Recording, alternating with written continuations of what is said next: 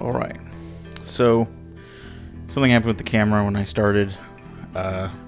So initially this was primed black, but we're just going to do coats of XV88 to get a nice smooth base coat on it, on this part of the axe where we're going to do the caution stripes.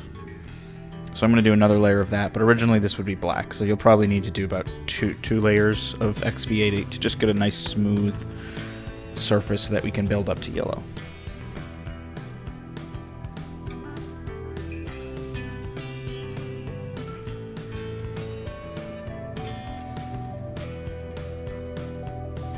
Alright, so we just let that dry. This will be the second thin coat. We'll let that dry and then we're going to come in and do our base yellow color. Okay, so our first base coats are dry, so the next thing we're going to do is we're going to do Averland Sunset.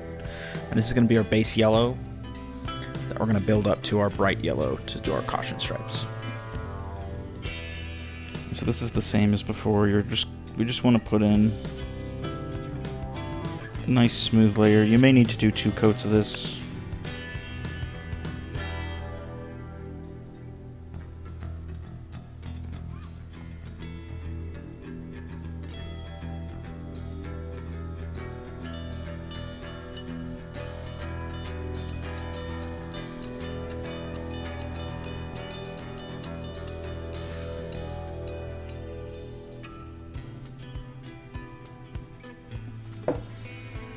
Okay, so this is dry enough. Now the next thing we're going to do is we're going to do a wash of Agrax Earthshade.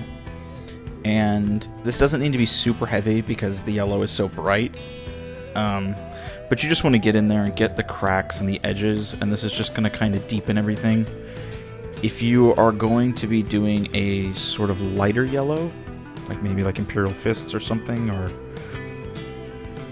you just don't want quite as grungy of a look, you could thin this down a little bit, but I just kind of lightly put it, make sure it gets in the cracks and any little divots or anything.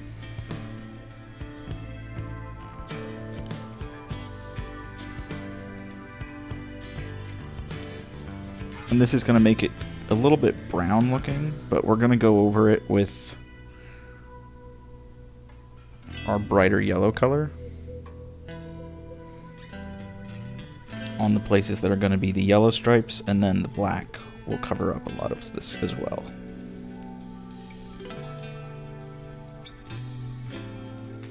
So there you can see we've just got it nice in there. So it's a yellowy brown color, but all those divots have some nice shadow in there. So we're going to need to let this dry completely before we move on. And that's going to be laying in where we're going to have the black stripes and then where we're going to have the yellow stripes. Alright, this looks dry enough now. So what we're going to do for the caution stripes is we're going to do about 2 black and 2 yellow, roughly. You can do them thinner or thicker depending. And what you want to do is you can either take some water or the black paint, whatever, and you need to decide which direction you're going to do it, whether you want to come in at this angle or you want to come in at this angle. I am going to do an upward stroke like that, and we're going to fill in where the black is going to go. So this corner is going to be black, so we need yellow. So we'll do black. Try and do your best to keep the thickness the same, the angle about the same.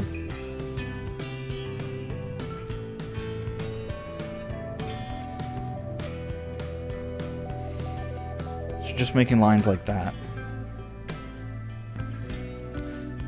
And then what you can do is fill them in. We're just doing this lightly right now so we can just kind of see the pattern, and then we'll come in heavier with black. So we're just going to fill that in. So if black, then yellow, then black.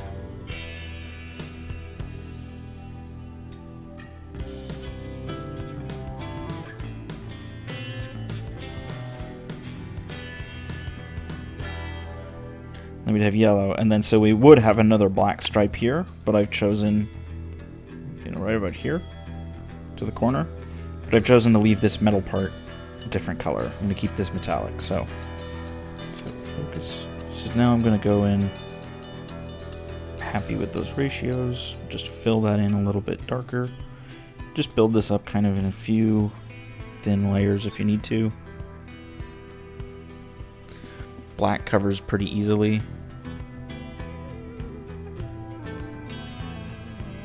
You just want to make sure you try and keep those lines as crisp as you can.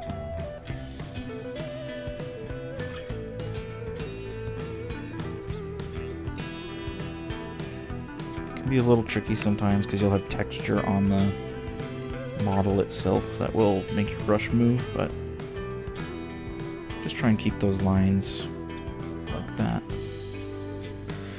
So then you can come around to the next surface, and you essentially want to continue that line across the bottom surface.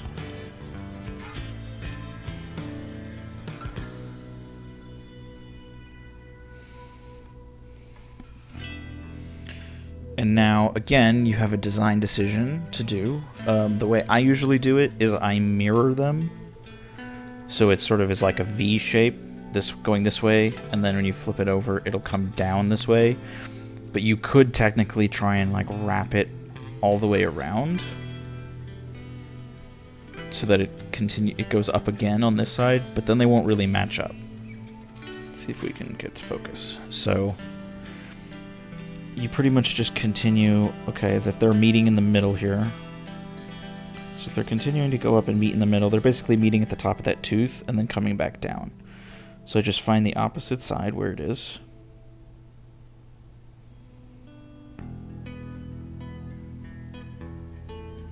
Fill that in. Same with this one. Find about here, come down.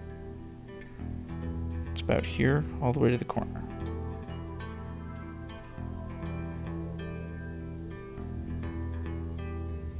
So we're going to continue to follow it around. So this comes up, comes around, and then on the back side, we're essentially going to do the exact same thing. So we're going to pull it up. And you can do a lighter outline on this if you want as well.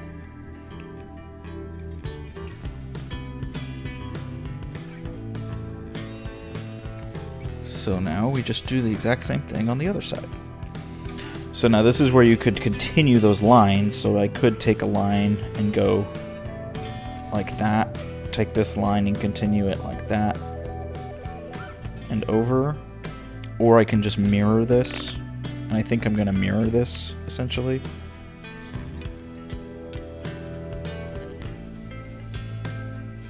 So we're going to start in the bottom corner. Pull up to the top.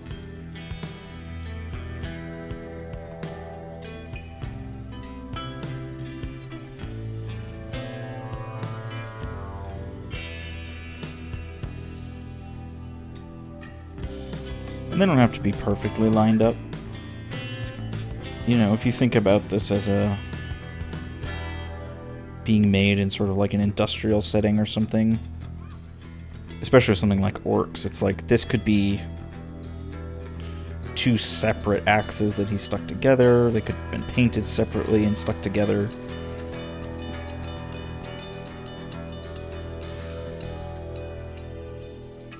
So then you'll notice the blade sort of little extra things are a little different on this one. So it's got this sort of like tube part instead of this squiggle.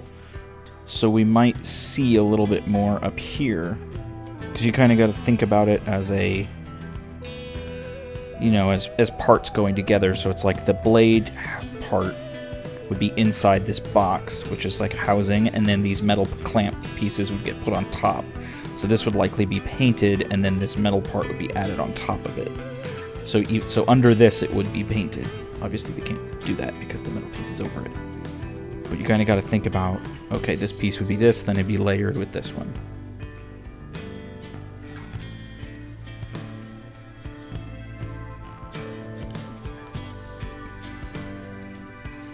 Alright, so then we do the same thing. We follow around.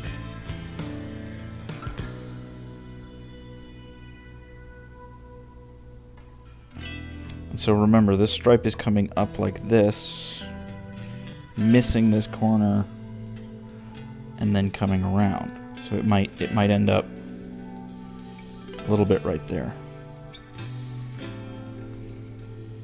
So we just do the same thing we did on the other one. We're mirroring it, so we're finding where it ends,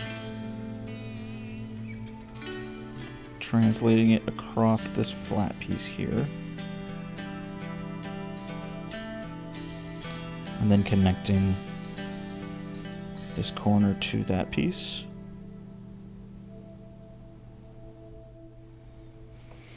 So we continue those lines. You know, you just try and keep them as consistent as you can. Keep them the same thickness and straightness. So if we look at our last one, there'd be a stripe, you know, going kind of like this, following that around,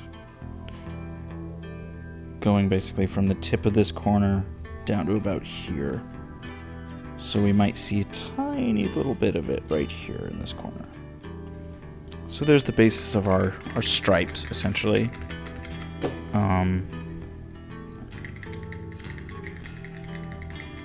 You know, you just kind of let it dry, let it sit, take a look at it, make sure you're happy with it, and then when you're happy with it, it looks pretty smooth. We're going to go in and do the yellow. And we can highlight this black with a little bit of dark gray to make it pop a little bit. You'll notice when I do the yellow, there'll kind of be this gradient. It'll give a little bit of like a two-tone effect to the paint, which doesn't really exist in real life. It would be just flat like this, but we kind of want to exaggerate it and make it pop out. So we're going to let that dry for a minute or two, and then we're going to come and do our yellow. Okay, so now that our black is nice and dry, we're going to come in with our yellow highlight color. So the yellow stripes get made because we put in the black stripes. So now we're going to highlight the yellow. For this, we're going to use Flash Gitz yellow. You could use any sort of brighter yellow tone you want. If you want like a really bright yellow, this is great for that. If you want like a more medium kind of orangey yellow, you do something like Heartfire.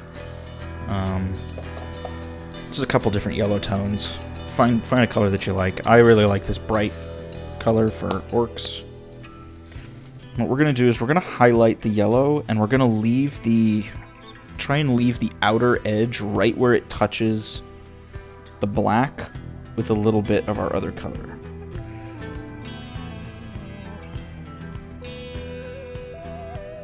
If you're not perfectly precise with it, it's okay. It's not the end of the world. You can always come in and wash it again. And we are going to come back in and wash with our Agrax again to make sure we keep those cracks.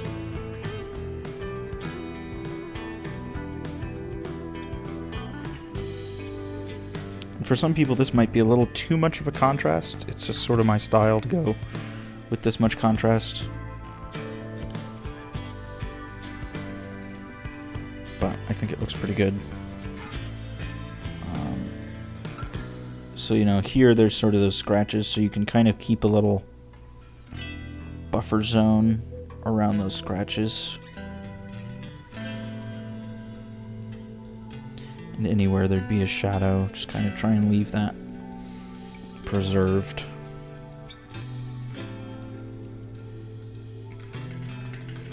Alright, so there we've got a really nice, vibrant yellow and black. And if you want to go in and do some more layers of yellow to just smoothen it out, definitely go ahead and do that. I'm going to do a little bit of that here. Some nice thin.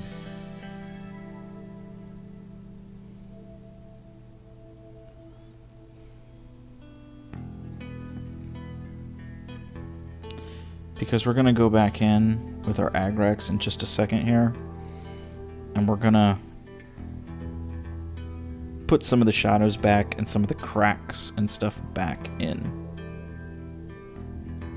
And you can kind of take as much time as you want on this. I usually do it pretty quick because I'm usually doing quite a few models. I like to get them done faster. You can make more gradients, you know, you can build up this yellow a little bit slower if you'd like. We're gonna highlight the black just a little bit to just give it a little more, you know, something. And essentially what we're gonna do is we're gonna do the opposite of what we did with the yellow. So we're gonna put the Dark Reaper, that's what we're gonna be using for this. And we're going to be putting it on the edges of the black instead of in the center. So what that's going to do is make the lowest part of the yellow contrast with the highest part of the black and kind of make those lines more distinct. And then you can also pick out any of the edges of corners and things like that. So for this, I'm going to essentially go down along the corner and on the edge, and the corner of the thing like that. So that one's almost entirely going to be our highlights, and then we just come across like this.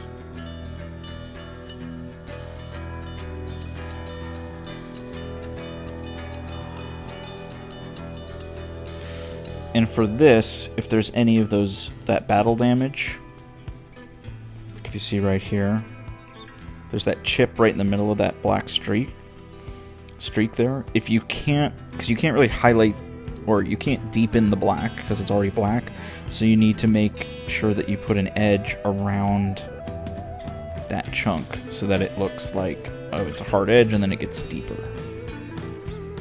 And really up close, this looks a little bit thicker, but when you look at it from, you know, the perspective on the table, it being a little bit thicker will make it sort of pop a little bit more.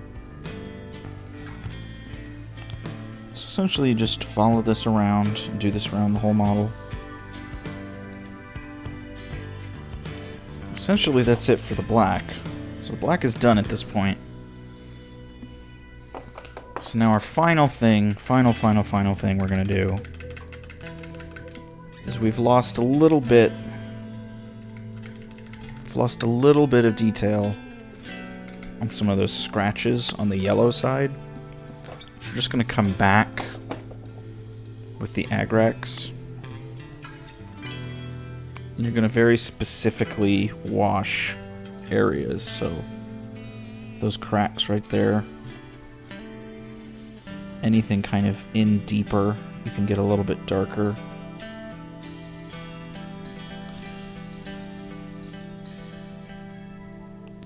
You know, the rim by the little bolt thing, these little things, the little like rivets there. Alright, so essentially that's it. So now that that's done, you need to be really careful when you paint the rest of this. So like when I do all the effects on the metals and stuff, I need to be really careful. But if you can, you know, you look up close, it looks pretty good. It's a little bit exaggerated, but it looks like stripes. And then when you go out to, you know, arm's length-ish, you get this nice kind of striped chevron looking effect. You know, you could do this on multiple things. Again, you can also do that other design where instead of doing them sort of mirrored of each other, you do them like you were doing lines, you know, from here, then to here, then here, then here, then here. That can sometimes be a little bit more confusing when you start to do the backside, but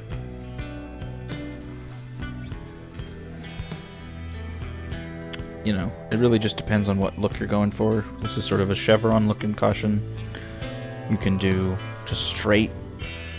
You could do like stripes, just flat stripes, although that looks kind of bumblebee-ish. But there we go. There's our caution stripes. Go ahead and give it a try. I would recommend doing this on a semi-large flat surface is the easiest. When you start to get a lot of little details, like even this guy's got a little bit too much detail sometimes, it can sort of clutter the look of the stripes. But there we go. There's our caution stripes. So I hope that was helpful, and I will see you on the next video.